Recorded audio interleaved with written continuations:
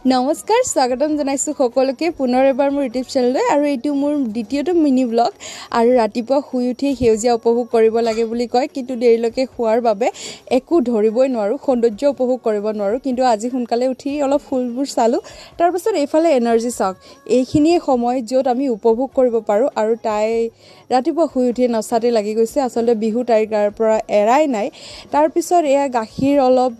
হালধি দি পেলাই মিলাই দিলোঁ মই ভণ্টিৰ কাৰণে তাৰপাছত মাৰ চুলিত অলপ পকা চুলি আছে মাৰ মূৰত অলপ পকা চুলি আছে তো মই তাত জেতুকা লগাই দিলোঁ জেতুকা লগাতে হাততো লাগিলে তাৰপাছত এয়া কেৰেলা আজি বাৰু ৰন্ধা নহ'ব কেৰেলা যিহেতু টেঙাৰ জোল বনাইছে মাছ আৰু টেঙাৰ জোল তাৰপাছত অলপ মাংস আছিলে আৰু এইফালে দাংবডি আৰু আলুৰ ভাজি তাৰপাছত আৰু খাই বৈ মেলি ৰেডি হৈ মই অকণমান ৰিলছ কেইটামান বনাই ল'লোঁ আৰু মোৰ ইনষ্টাগ্ৰামত যদি আপোনালোকে আছে দেন ৰিলছ কেইটা পাব এয়া ফটো উঠি ল'লোঁ আৰু